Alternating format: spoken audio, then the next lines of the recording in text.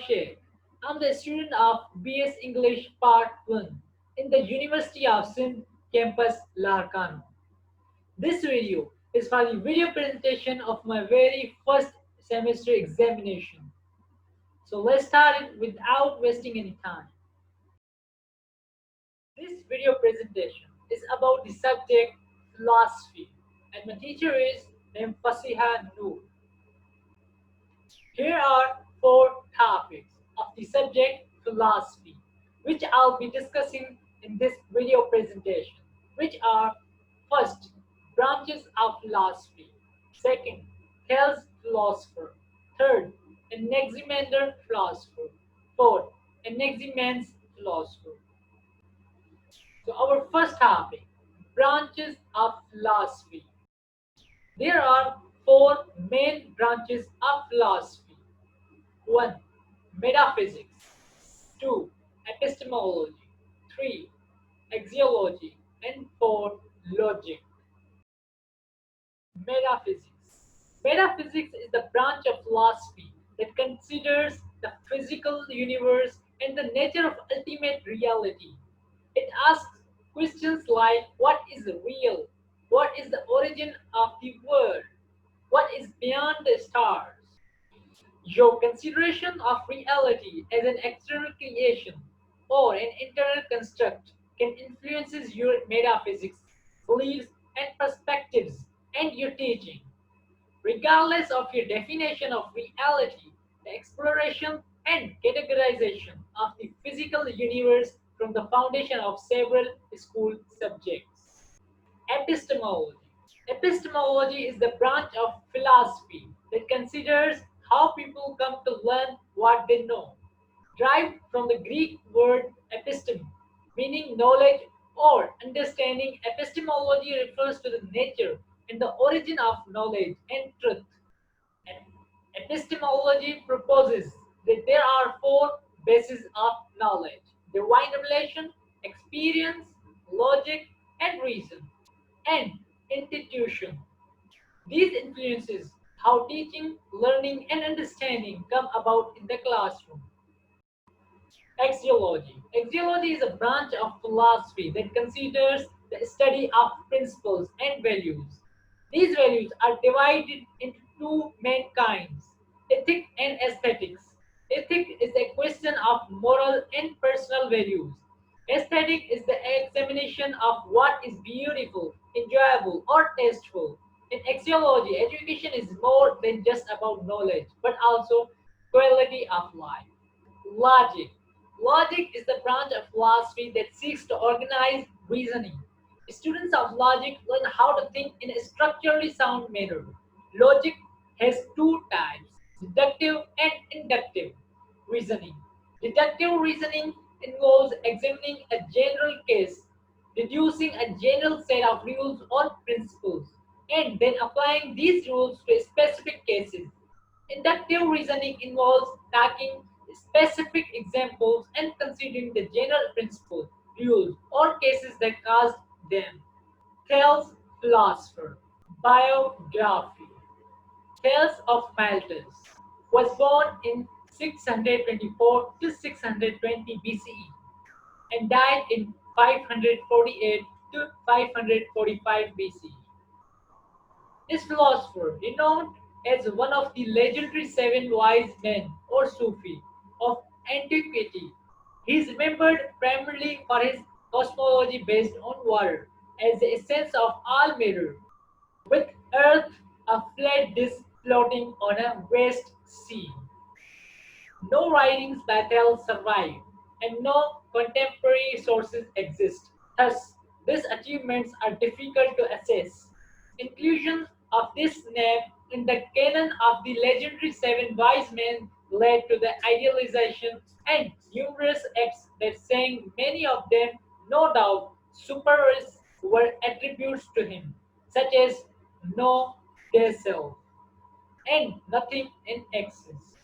Geometric theorism of philosopher Thales.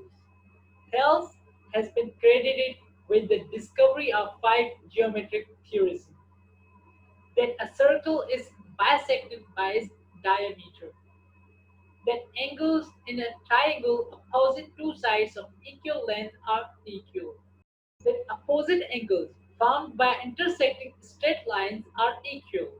That the angles inscribed inside a semicircle is right angle. That a triangle is determined if its base and the two angles at the base are given. His mathematical achievements are difficult to assess. However, because of the ancient practice of crediting particular discoveries to men with a general reputation of wisdom, influences on philosophy.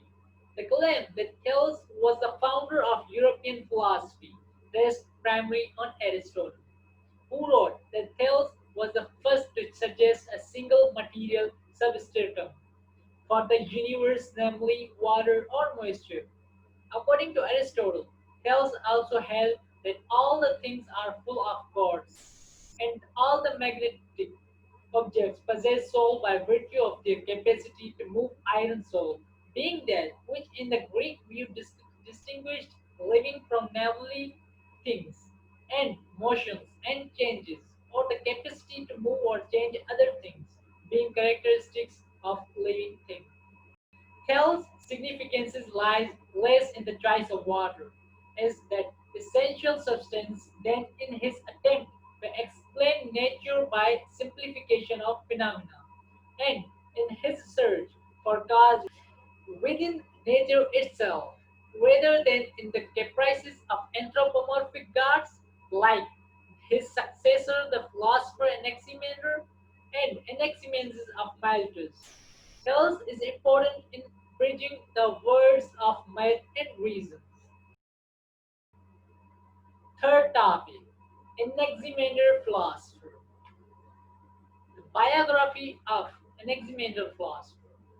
Anaximander was born in 610 and died in 546 BC.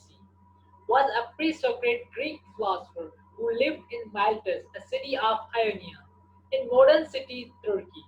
He belongs to the Milesian school and learned the teaching of his master Thales. He succeeded Thales and became the second master of that school, where he counted Anaximense and arguably Pythagoras amongst his pupils. Little of his life and work is known today. According to available historical documents, he is the first philosopher known to have written down his studies, although only one fragment of his work remains.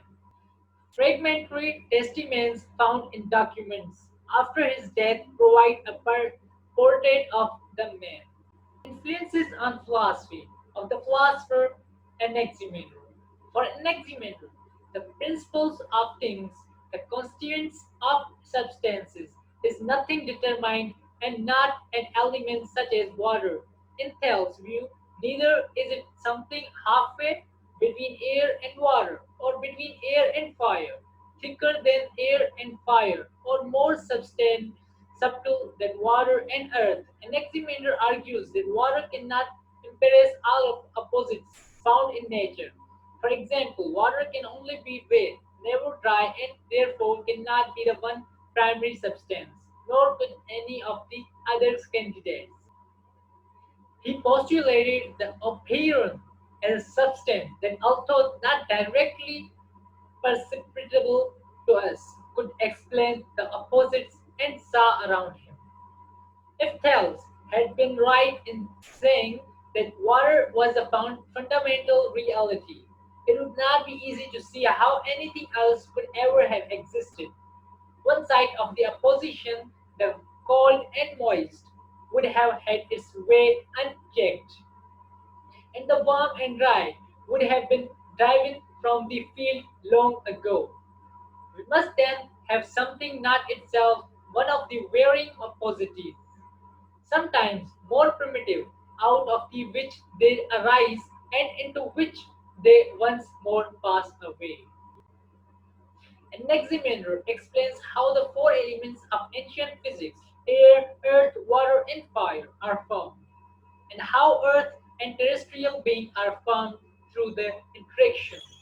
Unlike other pre Socrates, He never defines his principles precisely, and it has generally been understood, Aristotle and St. Augustine, as a sort of primal choice. According to him, the universe originated in the separate of opposites, in the primordial matter. It embraces the opposites of hot and cold, wet and dry, and direct the movement of things. An entire host of shapes and differences that grow that are found in all the world. For he believed there were many meteorological phenomena. Anaximander attributes some phenomena, such as thunder and lightning, to to the intervention of elements rather than to divine forces. In his system, thunder results from the shock of clouds hitting each other. The loudness of the sound is proportionate with that of the shock.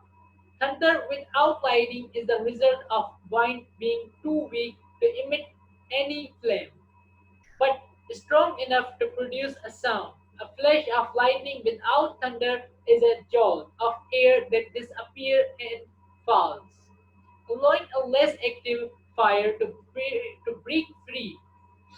Thunderbolts are the results of thicker and more violent air flow.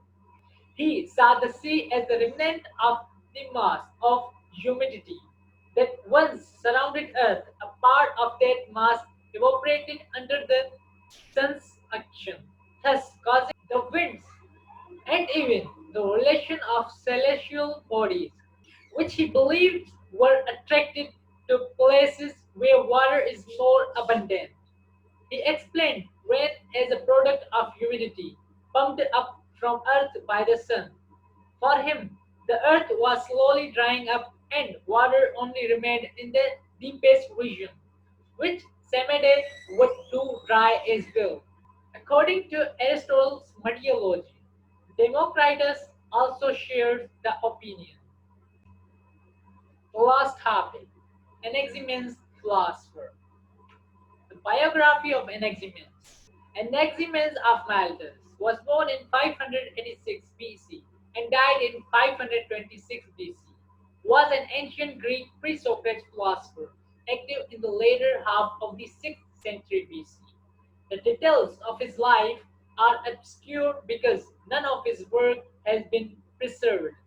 Anaximense's ideas and philosophies are only known today because of comments made by Aristotle and other writers of history of Greek philosophy.